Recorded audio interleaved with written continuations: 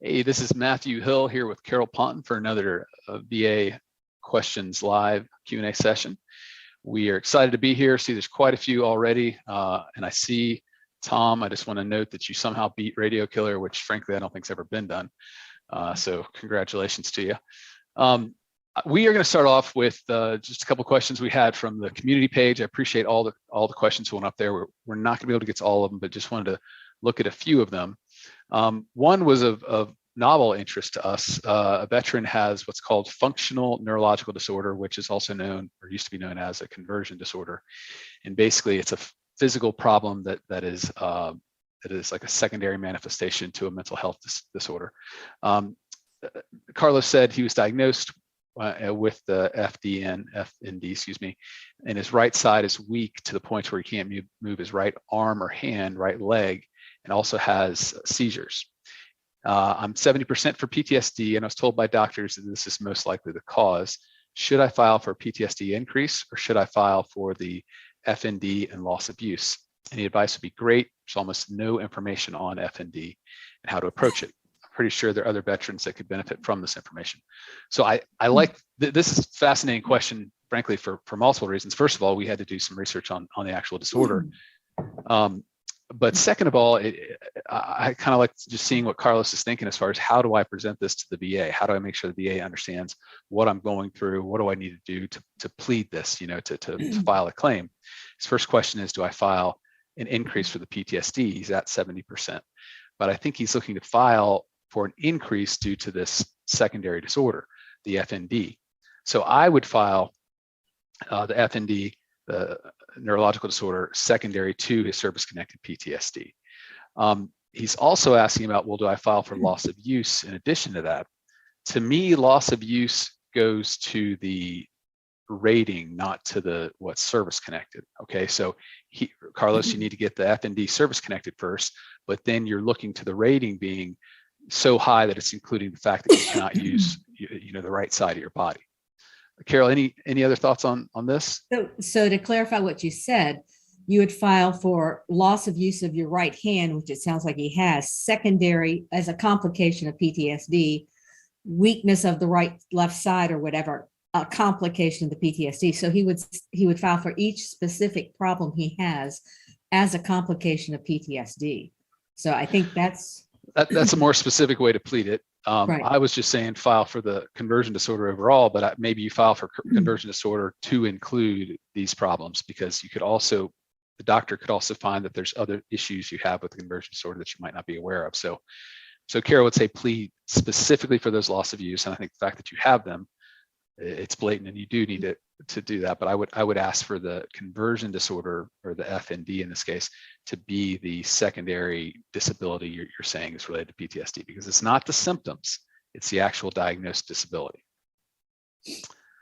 Okay, we had another one here from 0341. Applied for sleep apnea secondary to PTSD in 2019, was denied. Went to higher level review, denied. Supplemental, denied. Went to judicial review in January 2020, sent to the judge October 2020, nothing since. I never was offered or went to a CMP exam. If the BVA judge denies my claim on the grounds, denies it on its grounds for Q claim, for no CMP exam, claiming they had a duty to assist to send me to a CMP. All right, let me wrap that a little bit. I think basically what's saying is that if the BVA denies it, is there a Q claim available for not sending you to a CMP exam through the VA's duty to assist? Carol, what do you think? Well, I think that if the BVA is paying attention, I think they should remand it back for failure of duty to assist. That's basically what I think. With this BVA we've had lately, I don't know what they're going to do. We've been getting some really not great decisions. Yeah, if we're getting decisions, and that's the unfortunate thing. Everybody asks us, when are we going to get decisions? And we don't know. They've been incredibly delayed, but now we're starting to get them, and it's like essentially they're trying to get rid of their backlog by writing this ludicrous denials, which now we have to appeal to the Veterans Court. That and remands. Yeah, which are worse because you go back to the end of the line. Yeah. So first of all, the duty to assist is not a basis for Q. Okay, you can't claim that that there was clear and mistake error for not giving you a C&P exam. But in this new system, say the BVA denies it, you can just file a supplemental claim, and it's part of the same claim stream. And you just need to be specific in a statement saying, I got PTSD X number of years ago, I wake up during the night, or I scream out, or I can't get to deep sleep. And then I notice I got this problem with sleep apnea. I believe they're related. At that point, they should send you to an exam. Say, okay, great. You think they're related? We get a doctor, get a medical opinion on that. I would point out that you never had an exam though, Matt, because they're likely to say, give us new evidence. And you need to point out, I was never given an exam. Right. Okay,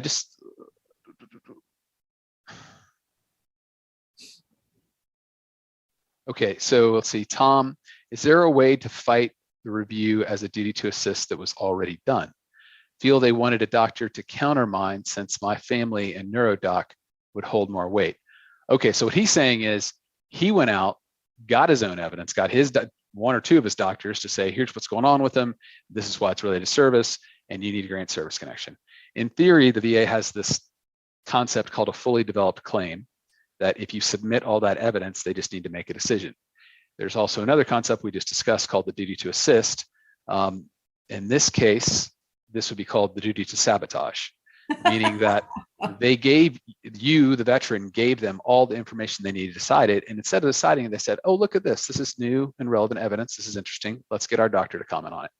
It's awful. Frankly, it's a way that VA makes all of our claims get delayed even further, is they're given, they're given something stacked up just to make the decision. They don't have to approve it on what was given, but they have all the information there.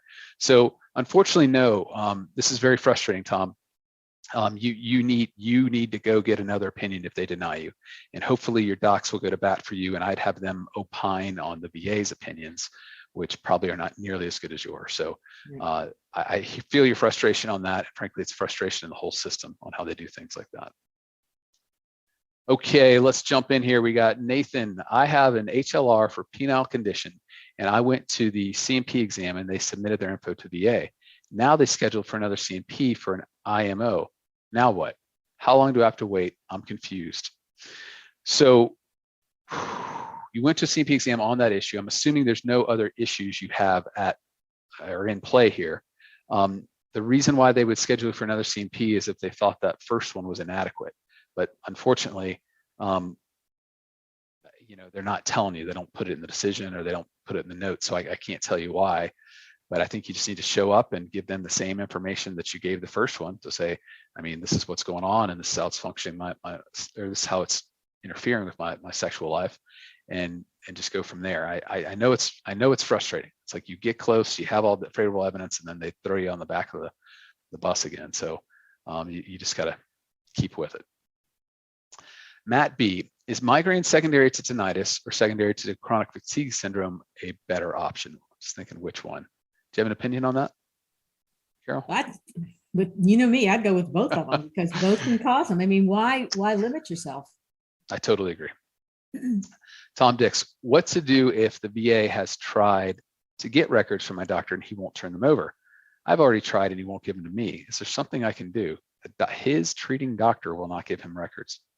Isn't there a state law that they have to? I know in Florida, there's a state law they have to release them. Yeah, that's bizarre. And you can contact, there's a medical society for each state, and you can contact and file a complaint against them. That is very bizarre. I would call them and say, the law says I have a right to my records. If you're not going to give me your records, then I want you to know I'm going to be filing a complaint, and maybe you can forestall that. Sometimes doctors, if they're owed any money, will not release their records. And I don't remember what the state law says on that, but I think you have an absolute right to your records. Yeah, that should not be the thing that stops your claim. Okay, Sammy Sparks, paperwork is finally turned in, but Wednesday is still the highlight of my week. Too many veterans need some. Thank you. Appreciate that, Sammy. Appreciate what you're saying. Mike, thank you for what y'all do. Thanks, Mike. Jody Stovall, it's good to see you back, Jody. Have you have seen toxin from fire foam lead to high cholesterol, and the high cholesterol lead into other health problems? So the for those of you who haven't seen it, and FRA might be able to bring this up, but there's a big to-do about fire foam and how toxic it is. And it's everywhere. I mean, wherever it's been used, but they found that on military bases in particular, what they would do is once it was, once they use it, they just flush it down the drains, and somehow it ended up in the aquifer from which people were drinking on the base. So lots and lots of folks have been exposed to this. Now, back to your question in particular, I have not seen anything about fire foam leading to high cholesterol. Now, high cholesterol, remember, in and of itself, Carol, catch me on this, that cannot be service connected, right? Not a diagnosis, right? Okay. And then as far as it leading to other health problems, I mean, if that is a chain, if you were to get exposure to those toxins, which led to high cholesterol, and the high cholesterol led to hypertension or a significant heart disease that's diagnosed, then yes, you could get that service connected. I don't know the science behind cholesterol and the fire foam, but I knew that fire foam is extremely toxic for neurological problems and for cancers, particularly. Yeah. All right, Lewis, you're just going to make Carol more incensed here. VA scheduled CMPs for 9 issues, and then HLI canceled, or it's LHI canceled. That's we don't have many good things to say about LHI. They're I don't know what's going on, and I don't know why they're still using them, because this is an ongoing complaint. I had a veteran that drove 100 miles, which he shouldn't have done anyway. I told him, but he wanted to get it over with. Remember, the VA can't make you go that far. It has to be close to you. He got 100 miles, got there, and they said, oh, it's been canceled. I mean, this is an ongoing problem, and I don't know why we're having more problems with LHI than VES or QTC, but unfortunately, the VA still requires you to go. So, but just make sure you don't make them go a long distance. They have to make it close to you, and they will tell you, remember that we don't have a doctor near you. Well, that's too bad. Then give me QTC or VES. They don't want to do that because they don't want to lose the money they would get from you. But you need to call the 1-800-827-1000 number at the VA and tell them, I need to talk to somebody. They're jerking me around. I want to be with another company. I have one veteran that they have promised him he will never have to use LHI again because of the one that drove 100 miles. The other thing I want to tell you is, if you have had a doctor through one of these organizations and they gave you a very bad exam, you don't have to go back to them. You call up if they order you and say, I'm not going to this guy. He wasn't fair to me. I didn't get a good exam, and they will change you. So remember, you have a lot of rights. Unfortunately, like when we represent somebody, we can't do this for them because they won't talk to us. Right. They say there's a privacy. So you have to advocate for yourself. And that's why I'm telling you your rights. You don't have to drive a long distance.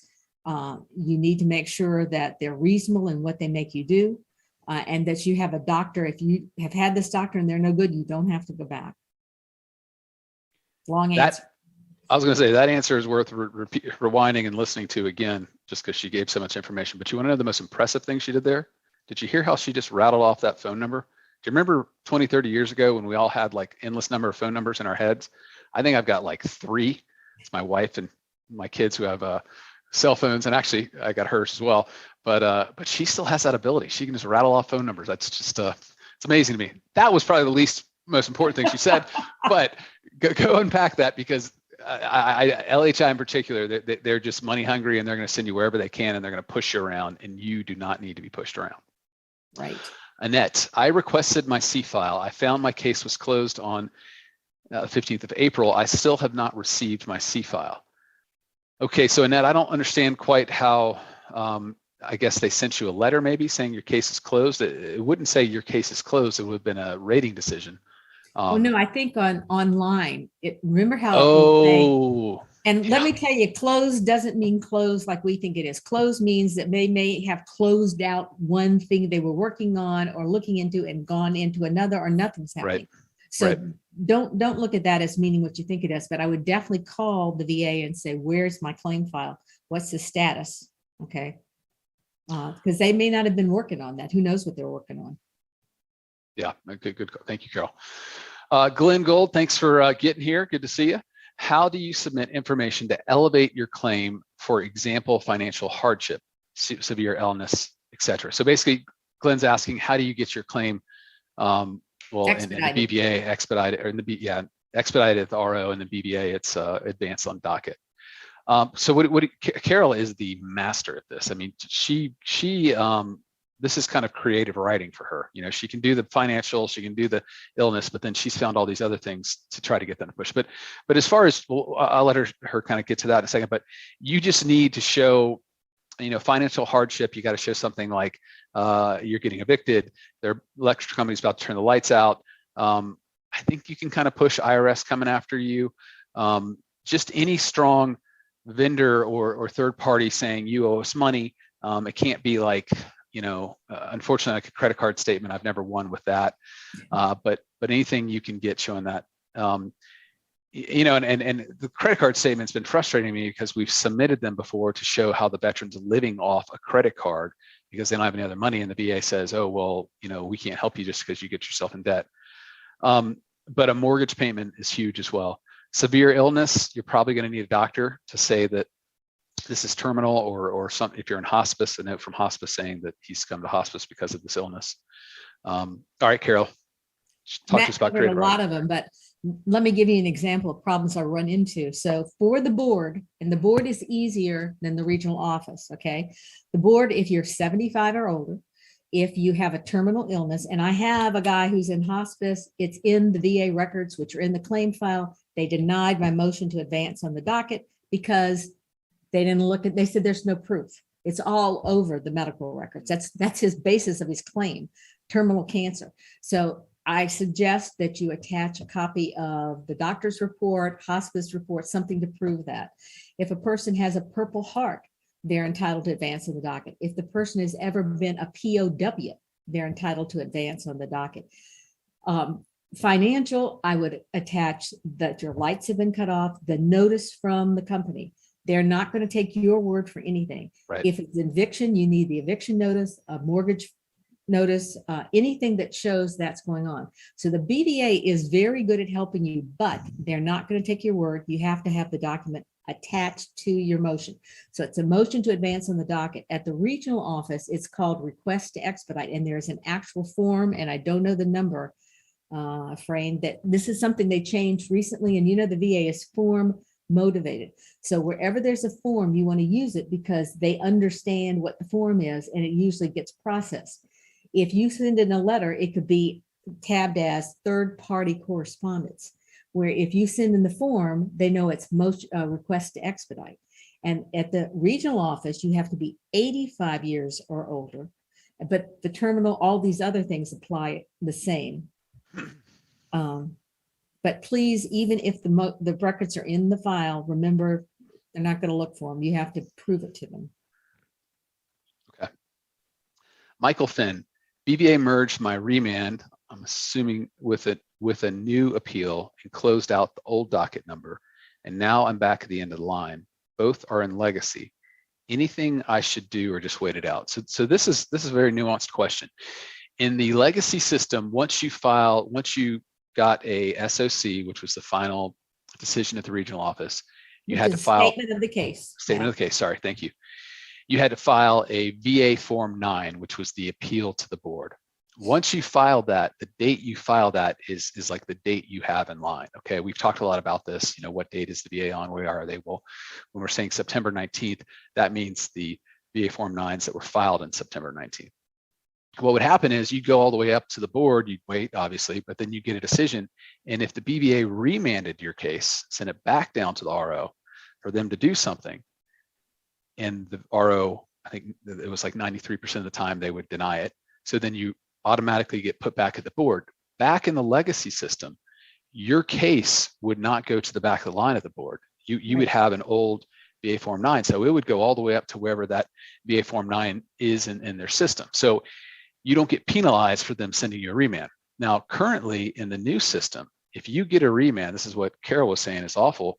You know, you're in the AMA, the new system, you get all the way up and you get a case remanded. Well, if it goes back down to the regional office and they deny it or they don't give you the benefits, you appeal again and you are now in the back of the line. Okay, so you waited 3 years to get all the way up there, only for the BVA to write a pathetic 2-paragraph remand that sends you back, and then now you have to wait to go back. So All that said, Michael says he has both of his claims are not were generated from the legacy system, meaning he should have the rights attached to that VA Form 9, and they were not, not in the new system. So, what should you do if you get pushed back there? You should write to the BVA, and you should say, I want to affirm that my appeal number is on this date, the date of the VA Form 9, and say, here it is, and please send me my appeal number, and they should send that to you. If they just say that it's wrong, or that's not the appeal date anymore, or that you're under the AMA, you're going to need to fight that. But here's the thing: you got to be darn sure you didn't sign something to get yourself into the AMA. Okay, they send you letters all the time saying check this box or don't check that box or whatever. So if you completely believe that, and they send you something and says no, this is where you are, you're not getting the appeal date that you believe you're entitled to, then you're going to need to appeal that to the Board of Veterans Appeals through what's called a writ of mandamus. Okay, and basically that says you tried everything you could in the administrative process and they denied you without any appellate rights. I would see an attorney on that. We don't handle those cases up to the Veterans Court. The attorney we recommend most for these is Chris Attic of atticsteel.com. He's phenomenal. He does mostly just court cases. And I think, if you can convince him to take the case, he would help you. But you definitely want to get that old appeal number so that you're not waiting another 3 years. Let's see, Luis Diaz, he wrote about the LHI canceling his hearing, but then he said that the VA decided to just make a decision without it. And what would happen if he needed that LHI CMP exam? They would have had to reschedule. They couldn't have denied your case, if that was necessary. Scott, I claim migraine secondary to my PTSD, was originally denied in July 18 for migraines. They denied it again, stating it was previously denied. Submitted HLR for fault and duty to assist. Is that the correct thing? Yeah, you got to show them what the what is new and material in this claim. Like what did you add to it? Did you? I mean, and it could Matt, wait a minute. I'm not sure. Can you tell me? So he filed a claim and he was denied, and then did he file an HLR and was denied again? He filed in legacy. Migraines secondary to PTSD was denied in 2018, and then now he's filing it again. So now he's filing a new claim. He filed a new supplemental claim, which was denied, and then he's saying he submitted it to HLR, higher level review. And that is when I would ask for the duty to assist if they haven't evaluated it. And then if that cause. Yeah, and if they say that you didn't have new and relevant evidence, then you need to put in a statement from you or a loved one saying this is what's going on. At that point, hopefully they give you the CMP exam. Sean, if I'm rated at 30% for major depressive disorder, should I go for 70% compat PTSD? Not currently rated for PTSD. Sean, my thought is you want to get disability benefits. You don't want to get a diagnosis. Okay, so once you're dealing with a mental health diagnosis, you can have 1 or you can have 5, but you're only going to be rated on 1. Okay, so I would prefer not to have to battle the VA for another service-connected diagnosis. I would focus in on the rating itself, no matter what they call the mental health disability. Okay, and say that this is what it is. It caused all these problems. If they say, well, no, it's not depression, it's PTSD, at that point, then you got to fight them probably on the PTSD. But I would not try to get something else service connected in the mental health arena if you've already got one. Antoine Lewis, thank you. Went from 40 to 90% following your videos and not giving up. Keep up the good work. Great to hear, Mr. Lewis. All right. BD, 70% for PTSD, filed for TDI for unemployability. Now see a request for 5103 notice response. I don't know what that is. I just asked if you have any more evidence you want to submit. That's your duty to assist. No new evidence, but wondering if they will see my decision letter that states I struggle to maintain a job. Should I submit that? Wondering if they will see my decision letter that states. When you say decision letter, I mean, I would have a letter on their form, like Carol says, the 4138, 21-4138, just to have it on their form so they say, oh, I got to look at this.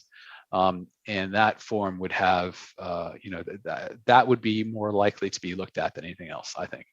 So you might want to reprint it on there. Lady T, I wish they just support death with dignity. Yeah, I wish they give vets their benefits before they die.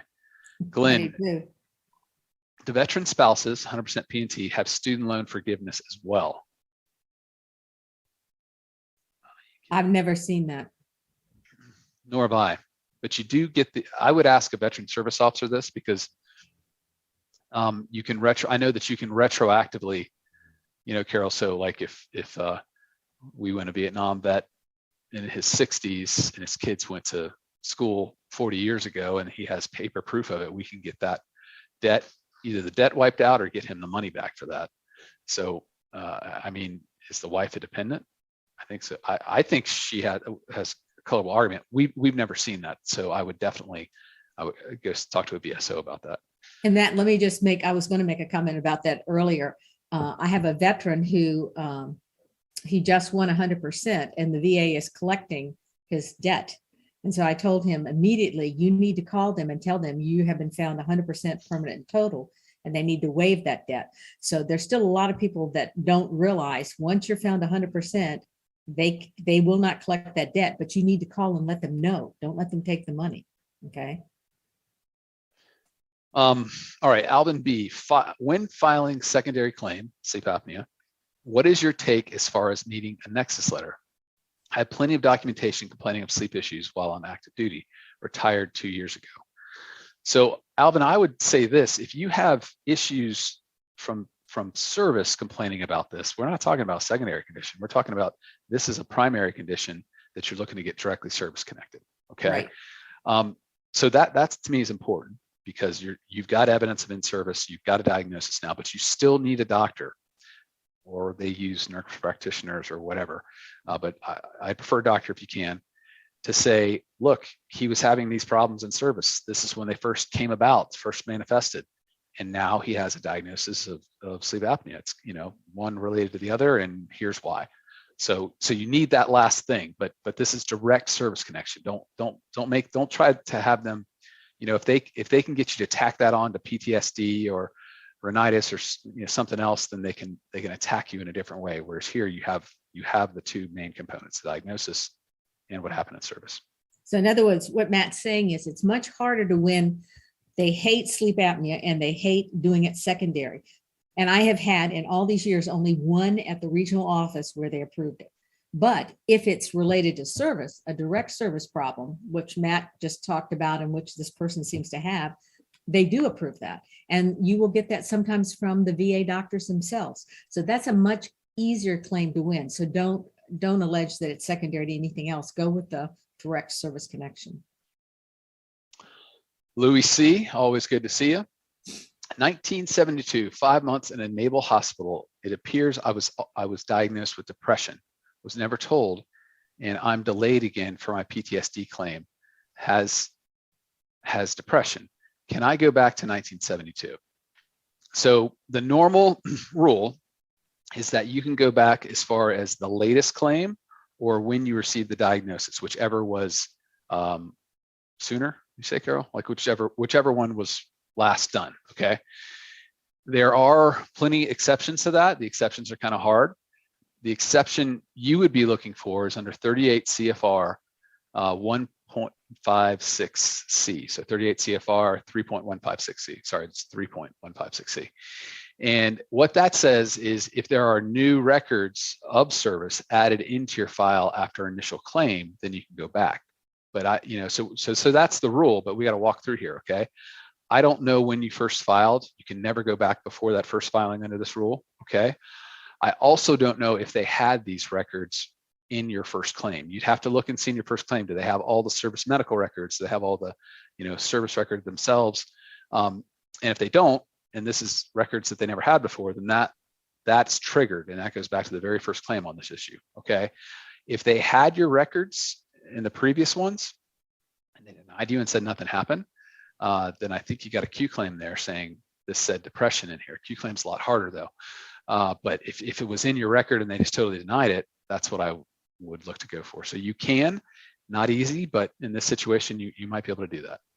So just to use the right words matter, to make clear words, it goes whichever is the diagnosis or the filing, and whatever is most recent is the one they go with. Yeah. Glenda, service connected for hyperthyroidism and wondering if I should file supplemental claim for anxiety or file for increase based on residuals that have gotten worse. Example, cold intolerance anxiety. Absolutely. Well, I think that, well, she's saying which one. I think the anxiety you'd have to file. Well, you'd have to file it secondary. You're as saying secondary. Yeah, but the anxiety, the coldness, all of those I would file for. Those as complications of. Yeah, because they're complications. They're not contemplated in the actual diagnostic code itself. Okay. Basically, the hyperthyroidism caused those issues. It's not part of the hyperthyroidism. Right. Ronnie, so I just was granted 20% left shoulder, 20% for right shoulder, both service connected, and went to C&P exam for mental health, and doctor changed it on-site to PTSD exam. Doctor changed it on-site to PTSD exam and later received 70%. So now I have a combined of 80. Ronnie, do we have more? Okay, here it is. And now I'm applying for TDIU due to mental and physical disabilities because I'm not working. What information or routines do I and VSO need to do to get this approved? So there's a form 8940, which is the form for TDIU for unemployability that the VA will not even basically start your process of reviewing it until you file that. Okay, so you need to file that. They're going to send out forms to your former employer, 4192, I think it is. And basically it says, was he employed here? What did he do? If your employer doesn't return it, they'll send it out a second time. It's a pro forma action they do. So if they don't ever get it back, it frankly does not affect your claim other than delaying it. But if you can get them to fill it out saying you had to stop because of PTSD or something, that is very helpful.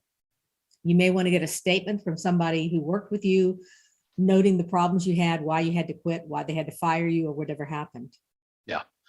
So as far as information, if you can I would write out a statement. What were your last jobs? Why did you leave them? Why were you fired? Why did you walk off? I'd also, if you can get a statement from loved ones around you, talking about your worst day, talking about if they're tiptoeing around you, what's going on. So you want to stack the record with those kind of things, showing that, especially with PTSD, it can make people volatile, and it can make people not appreciate how they make others feel around them, and not appreciate how, it is abnormal to walk off on a job, or it is abnormal to yell back at a boss. So those are the kind of things I would suggest that you put in there.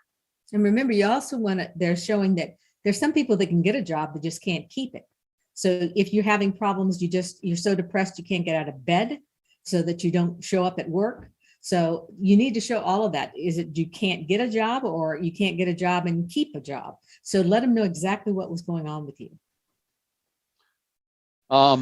Okay, so Larry asked, can you talk about benefits for homebound veterans? Carol?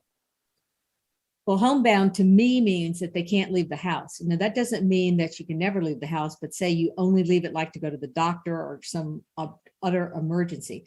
And that's the SMCS. But you also, that sounds like somebody that desperately would need aid and attendance as well, which is SMCL. So I think that I would file, which is higher. So you need to get a form filled out by your doctor. I think that's 2680, VA 21/2680. And you need to also have statements from you, the veteran, and from witnesses, particularly people that have to take care. I have to bring all their groceries in. He is afraid to leave the house. Every time he leaves, he blows up and gets in a fight. Whatever is happening, I bring groceries in. I have to remind him to take his medicine. I have to drive him to the doctor because he just gets a panic attack and can't drive. Whatever's happening, you really need to be specific to show why you have to stay in the house and why you need this help. Related directly to a service-connected or claim problem, not to something that's not service-connected. That's really important that you don't do that, because the VA will jump on that and say, it's not really a service-connected problem that's causing this. Scott, I put in for sleep apnea during my visit to the nurse practitioner, called me into the office, and I was there less than 5 minutes before she said she would make a decision after my sleep study that night. Shoddy work, I don't know what else to tell you. That doesn't look like you got a thorough opinion there. I would write that out, say this is what I got, and you're trying to tell me I got a thorough opinion from this VA. I don't think I did. The question is, do you submit that right away, or do you let them make a decision, and if they deny, you submit it? I don't know. I'd wait. Yeah, I think I would. You never know. I mean, sometimes people say I need to have the test results, and that'll tell me whether you have it or not. And I already know whether I think it's related. Oh, yeah. Gwen Lee, 60% for asthma. Could I get secondary for congestive heart failure or coronary artery disease? I don't know the medicine behind that, Carol. I mean, if there's, I would think that's likely to cause congestive heart failure. I haven't looked it up, but that's exactly what it strains the heart. Any anxiety there? Most people who have asthma have terrible anxiety because, I mean, they can't breathe. Yeah. So definitely make sure that I filed that if you have it, and any of the problems that go with that. Okay. Can I just say something? I got a really nice comment on our review section from Manuel, who said that he had a stroke, and from our video, he learned about aid and attendance. Manuel, I want to make sure that you also know about loss of use. We talk about that all the time, but you talked about the stroke. You weren't real clear about what residuals, what problems you still had, other than they required aid and attendance. So remember, if you've lost the use of your hands, the use of a hand and a foot, those things you should definitely file for, because that's even higher benefit for you. So remember, loss of use of hands is not that you don't have them or can't use them at all. It's that you can't pick up a coin off the center of a table. Your feet, it's that you can't balance on one foot or push off on one foot. So if you have those problems, you need to file for loss of use. If you've had a stroke, you may have lost the ability to speak very well, memory, any of those things. File for those as well. Yeah, there are a lot more benefits above 100%, and we've spoken about that the last couple weeks with the great questions we've gotten. So just make sure you're getting what you deserve there. Discipline equals freedom. If VA Health recommends several options for PTSD, does that mean you're diagnosed with PTSD? I mean, there's a logical assumption in there.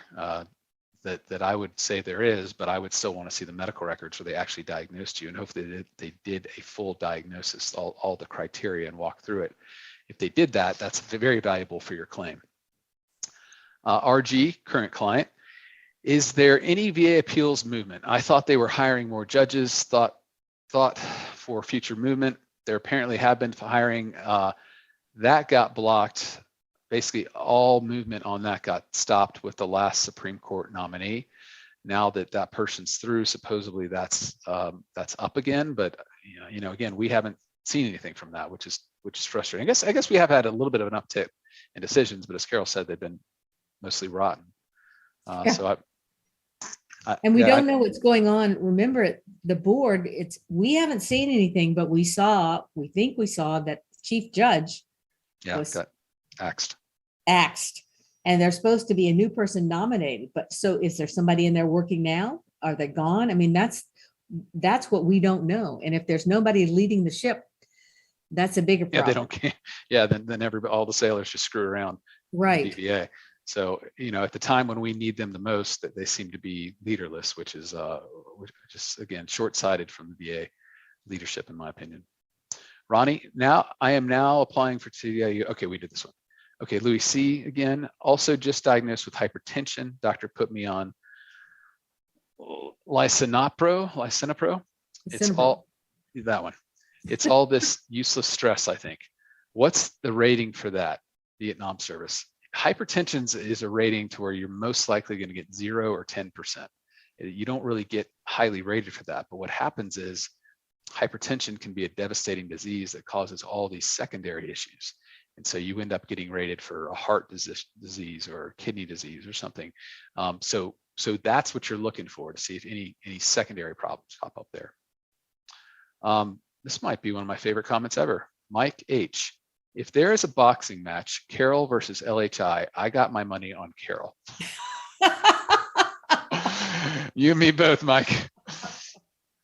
Joshua, I experienced, oh boy, as anesthesia awareness during 2 blotched heart surgeries while in RSS and NAS Pensacola in 2011. I was discharged shortly after for an adjustment disorder. My heart is rated at 0. Okay, so he said he's got another one. Psych says I have PTSD from this ordeal. Is there any way to tie that to my heart surgeries?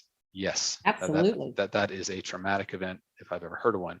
I know a orthopedic surgeon who actually had open heart surgery as well, and he woke up but he couldn't speak, and he was looking around while it was going on, and it got to the point to where it almost prevented him from working anymore. So yes, that is a definition of a traumatic experience. So that's secondary. You don't want to say it's not an 1151 claim. Yeah, it's secondary to treatment for a service-connected problem. And why do you only have a 0 for your heart? That doesn't sound right at all. Yeah, if you had, especially if you had 2 surgeries, my God. 2 surgeries. Yeah, so there's, Joshua, there's some work that needs to be done there, and they need to be paying you. Railroader retired, good to see you, sir. Good afternoon, guys. It was awesome being able to speak with Matthew by phone a few weeks ago. Thank you for everything you do on my behalf. Well, we appreciate what you've done for us as a nation, and I know it's speaking with you as well. Gatekeeper, how do I file a supplemental claim online? We file it through the mail. Carol, you got any idea how they can? There's a site online, and you go in and you just file the claim. You just pull it up, supplemental claim 0996. Remember, everything for the VA starts 21-0996, or 0995 would be the supplemental. I'm sorry. But I think they have them online. It's really easy. And it may, if you have I don't know, because your VA online site is different from ours, but I thought that you might have it on your own site, a way to go to it to file a claim. But if you look online, it shows you exactly how to file a claim. And are we doing that, Matt? Don't we have a? I think we upload them, yeah, but it's through a portal that we have that apparently the vets don't have access to, but I don't know what their portals allow them to do. So I'm not sure, but at the end of the day, you can download it and fill it out. I don't know if the fax number is still in operation. They're just constantly changing these things. If you fax it would be the best. If you can't do that, then just send it. But you want it to be, signed. What is that called? What's that mail called where they have to sign for it? Just so you get a receipt. A certified mail, yeah. Certified register mail. Receipt. Register receipt, because you want to know they have it. All right. Just so you know, we do both a lot of times. We fax it and get proof of fax, and then we send it certified mail if we're really worried about it being received. Cassius, I have hip rhinitis on right hip, osteoarthritis on both hips, and a rating of 70%. Can those 3 average out to 30% for a total of 100? Also, right hip rhinitis has secondary condition. I'm not sure of the question. Are you? Yeah. No, I'm not. Can you give us more information on that as far as what the rating is on each of these disabilities? It should be, what you need to call the VA, and they will give you the code sheet.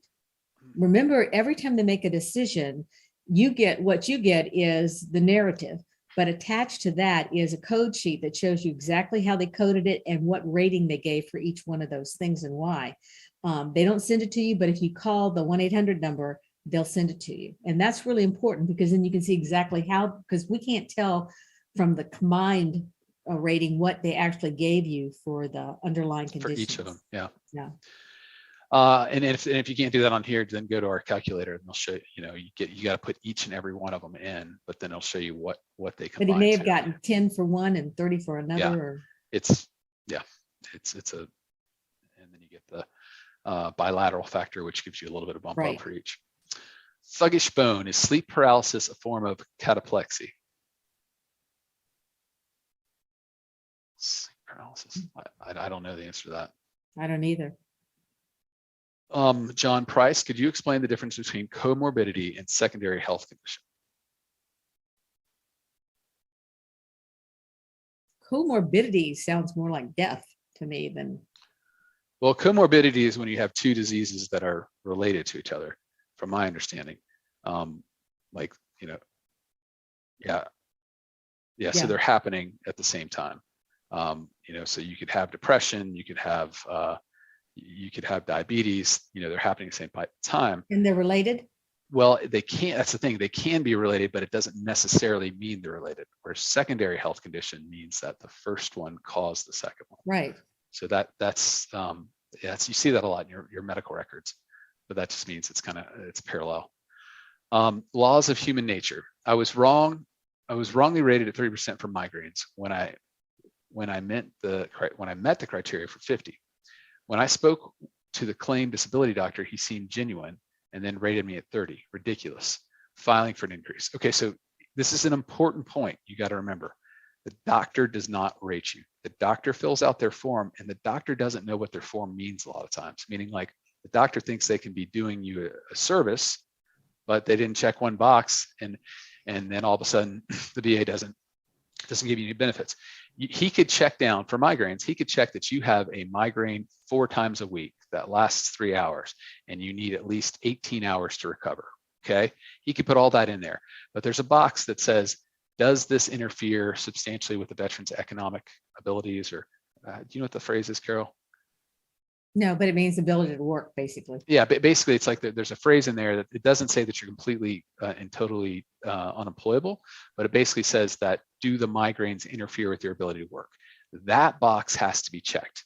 It doesn't matter how bad your disability is. And then frankly, if anybody looked at that, like if you're having the kind of migraines I just spoke to, you probably aren't working. But the VA wants to see this little box checked, and the doctor, I would have taken him at his word, hopefully that he was trying to do right.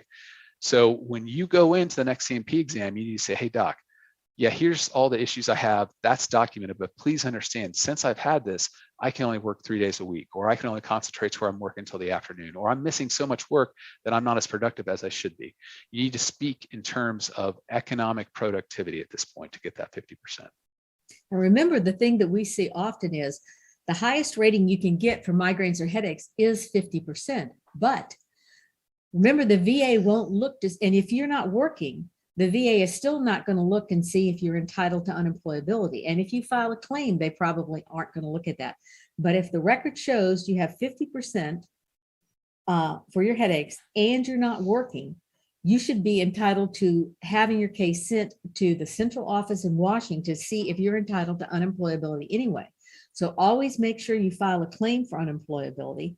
And if you've had this a long time, have been filing and haven't been granted all the way back, you need to make sure you may be entitled all the way back. If they haven't sent the case up to the central office, then they haven't done what they're supposed to do. Yeah. That's something we see only too often. Especially with migraines. Especially for some reason, 50% is the highest for migraines, which is ridiculous when you think about how disabling they can be. How devastating they are. And unpredictably so. Let's see. All right, running out of time, trying to keep it a little shorter today. Can obesity be an intermediate symptom between primary to secondary disability? Yep. You can have diabetes, be sitting on the couch, become obese, and then all of a sudden you're walking and your knees are giving out. So yes, it can. VA like that? No, but it definitely can be. Leon Jones, I have 100% P&T for PTSD scheduler. Can I still work at my CMP? I told them that because my job is for a long time. I've been working at my job for a long time.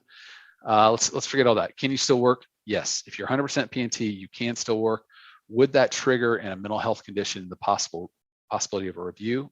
It could, but there's nothing in the regulation saying you cannot work. Remember, that's 100% scheduler. All of your ratings combined to 100% according to the VA. It's not 100% under unemployability. So make sure you know the difference. You can't work under unemployability. So if your rating doesn't combine to 100%, you can't work. So make sure you know which rating you have.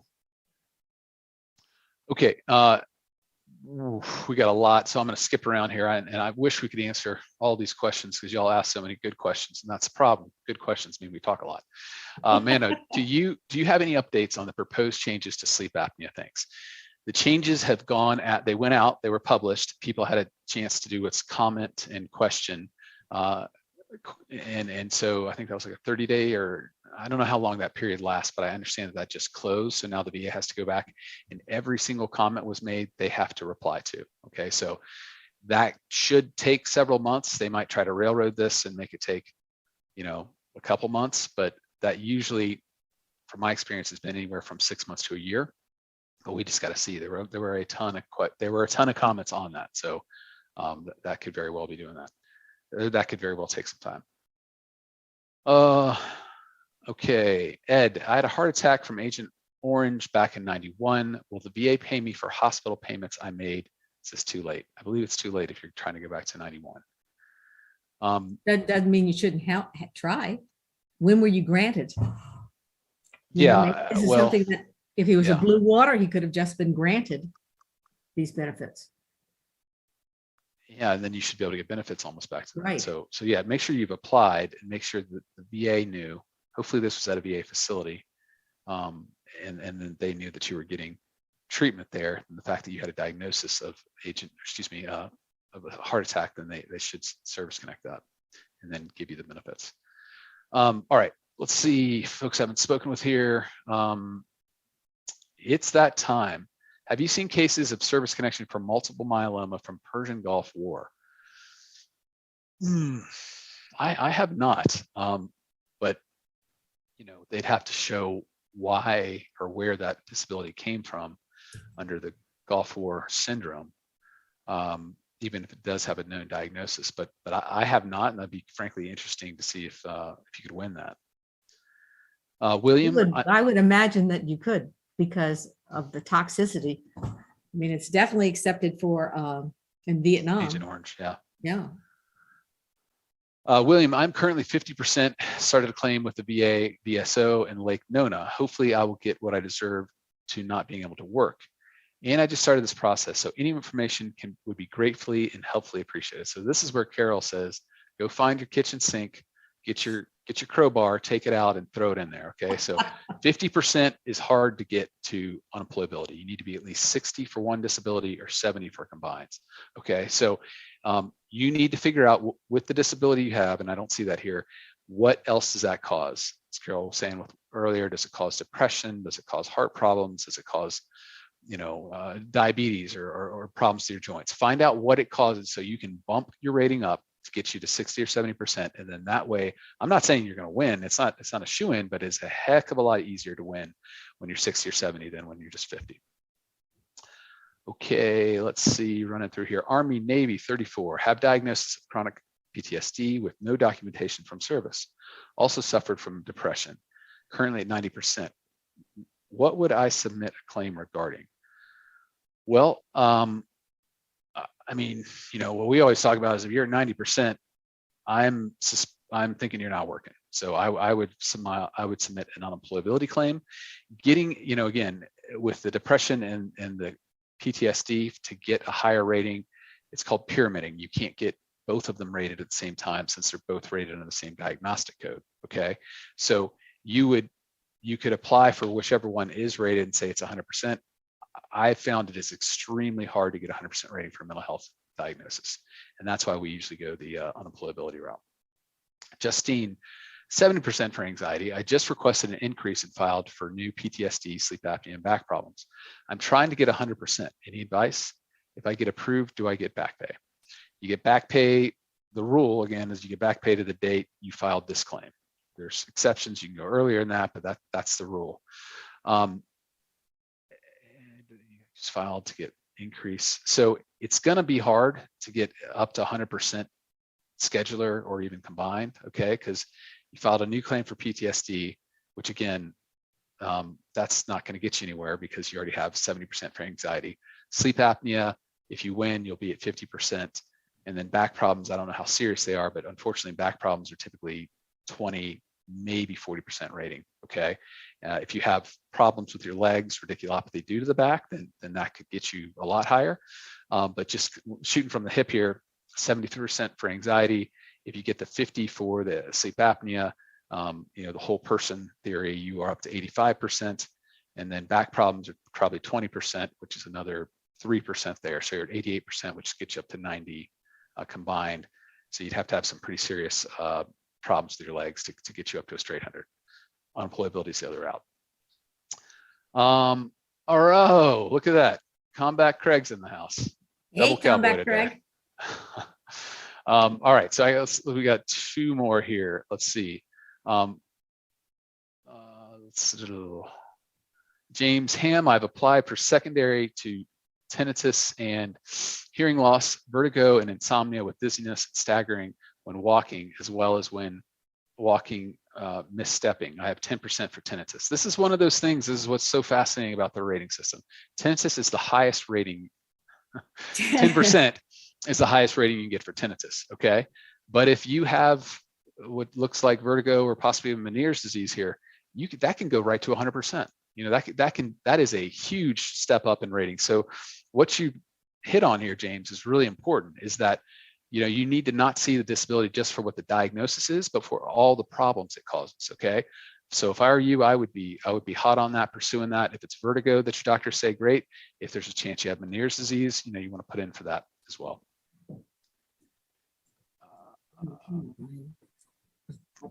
Now waiting. Okay, I'm sorry. Let's see. So Lipster09 Twitch TV. I put a claim in for a lot of stuff, but the mental health side put me in a TDIU for my back.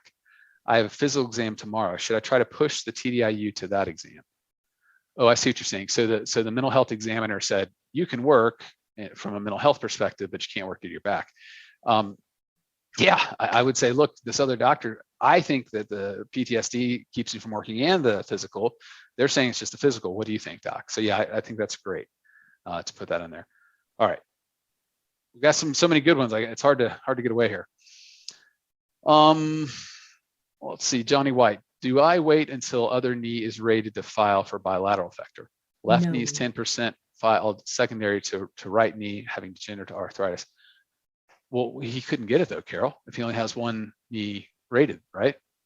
If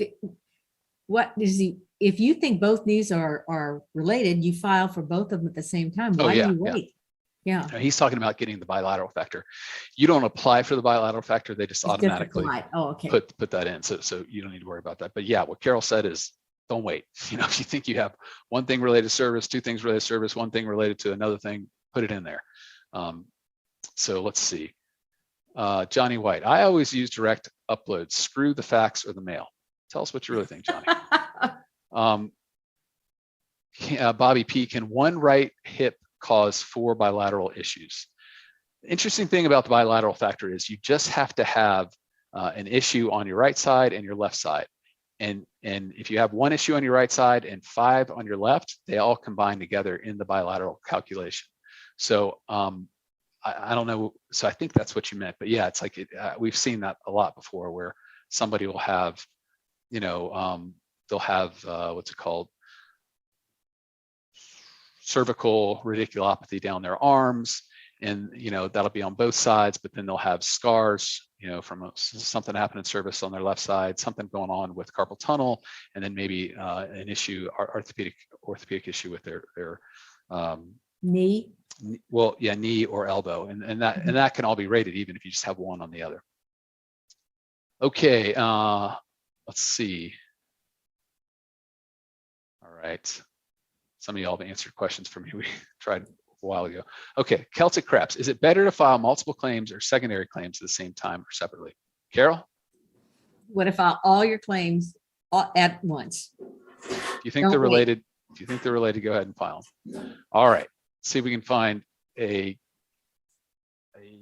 good last one. Zara Yayabi. I'm sorry I butchered your name there. Is adjustment disorder better diagnosis than PTSD? What do you think, Carol? Well, the problem is adjustment disorder is usually not, unless it's adjustment means it's supposed to be temporary. So definitely it's supposed to be 6 months or less. So definitely PTSD is a better. They love that word adjustment disorder though at the VA. They will diagnose you that left and right. If they service connect you for that, again, it's the wrong, I think, right diagnosis typically, but again, your focus should be getting the right rating. All right, let's see one more. Man, you guys, I tell you what, you give her all the love. Kansas City T. Hello, Carol, with those pretty blue eyes. I tell you what. Not feeling the love, guys. All right. That's all we got for today. Thank you so much for all your questions. Again, please go on to the community page on our, what is it called? YouTube site. Put any other questions in there, folks. I'd ask everybody to look in there. If there's questions that you see that you'd want answered, you can kind of vote them up, give them a thumbs up, and those questions we'll come back to and try to answer at the beginning.